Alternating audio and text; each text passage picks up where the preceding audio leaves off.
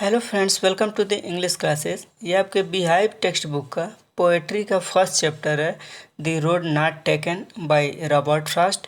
आज इसका हम लोग thinking about the poem complete करेंगे।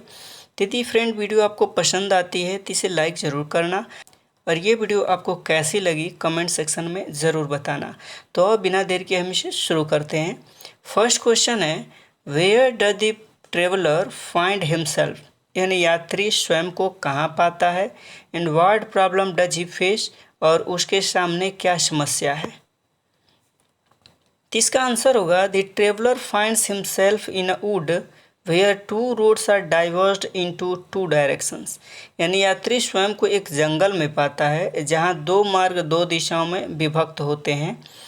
As he is one person, क्योंकि वह एक व्यक्ति है। He can take only one, तो केवल एक ही मार्ग चुन सकता है। Which one he should walk on is his problem, यानी वह किस मार्ग पर चले यही उसकी समस्या है, यही उसकी प्रॉब्लम है। सेकेंड क्वेश्चन है, discuss what these phrases mean to you, यानी इन शब्द समूहों का आप चर्चा करें कि इसका क्या मतलब है। फर्स्ट नंबर है अ येलो वुड, इसका आंसर होगा it seems to be autumn, यानी पतझड़ की ऋतु मालूम होती है, प्रतीत होती है। The leaves must have grown yellow, पंक्तियाँ पीली पड़ गई होंगी, है ना। सेकेंड नंबर है phrase it was grassy and wanted wear, इसका आंसर होगा as the road was less travelled, क्योंकि सड़क पर बहुत कम लोग चले थे। It was full of grass, और इसलिए इस पर घास उगी थी या घास से भरी थी। And required to be walked on, और इस पर टहले जाने की आवश्यकता थी। थर्ड नंबर फ्रेज है द पासिंग देयर, इसका आंसर होगा it means walking along the road, इसका अर्थ सड़क पर चलना है। फोर्थ नंबर है phrase leaves no step had trodden black, इसका आंसर होगा no leaf was trampled under human feet, यानी मानव पैरों के नीचे कोई भी पत्ती कुचली नहीं गई थी। 5 नंबर है phrase how way leads on to way, इसका आंसर होगा the phrase implies how one road leads to another, यानी यह फ्रेज यह बताता है, यह पदबंध ये दर्शाता है कि किस प्रकार एक मार्ग दूसरे तक ले जाता है।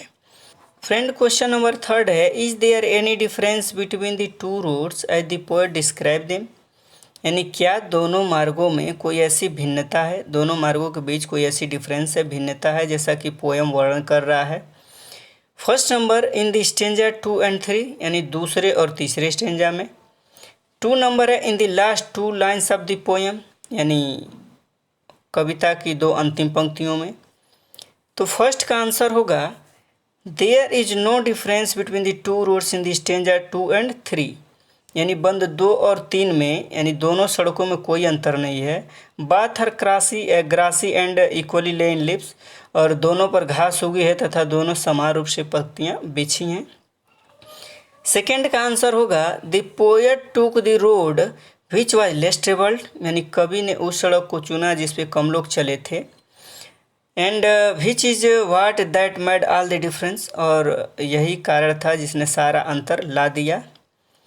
फोर्थ नंबर क्वेश्चन है what do you think the last 2 lines of the poem mean, यानी क्या आप सोचते हैं कि कविता की अंतिम 2 पंक्तियाँ का क्या अर्थ है।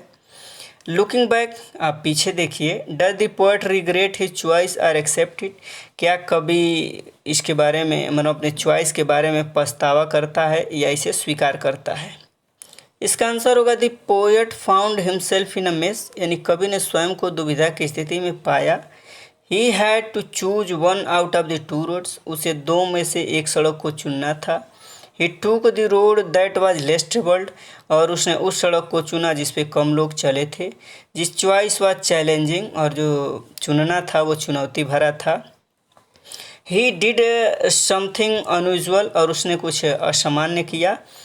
He does not regret his choice, और उसे अपने चयन पर पछतावा नहीं है।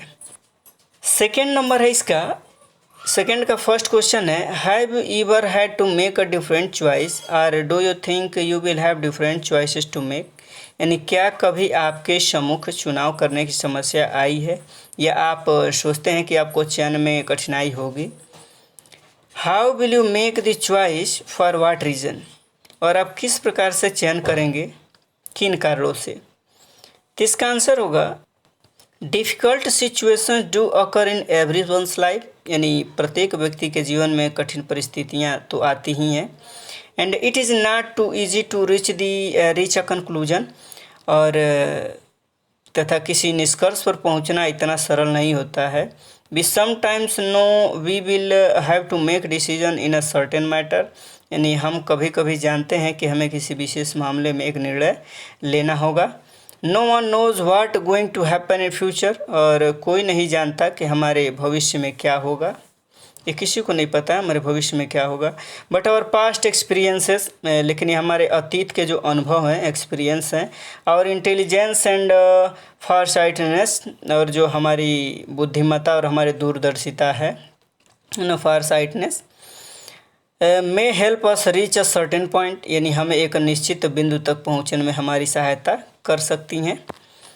इसका सेकंड क्वेश्चन है, after you have made a choice do you always think about what might have been. चुनाव करने के पश्चात क्या आप सदैव ऐसा सोचते हैं कि और क्या हो सकता था। और do you accept the reality, या अथवा आप वास्तविकता को स्वीकार करते हैं। तो इसका आंसर होगा while taking a decision we have to go this way और दैट वे, यानी निर्णय लेते समय हमें या तो इस मार्ग या उस मार्ग जाना होता है। And our future depends on our decision, और हमारा भविष्य जो है हमारे निर्णय पर आधारित होता है। रिपेंटिंग और reconsidering your decision is not a good thing, ताना या उस पर पुनर्विचार करना अच्छी बात नहीं है। आई देयरफॉर, मैं इसी कारण, एक्सेप्ट द रियलिटी, यानी वास्तविकता को स्वीकार करता हूँ या करती हूँ। Every decision is taken keeping mind a better future, और हर निर्णय एक बेहतर भविष्य को ध्यान में रखकर लिया जाता है। At what's going to happen is not in our hand, तो क्या भविष्य में होने वाला है ये तो हमारे हाथ में नहीं है। I for this reason accept the reality, और मैं इसी कारण वास्तविकता को स्वीकार करता हूँ। तो उम्मीद करते हैं कि वीडियो आपको पसंद आई होगी। यदि पसंद आई होगी तो अपने फ्रेंड सर्किल में अपने क्लासमेट के साथ इसे ज़रूर शेयर कीजिए। Thank you, thanks for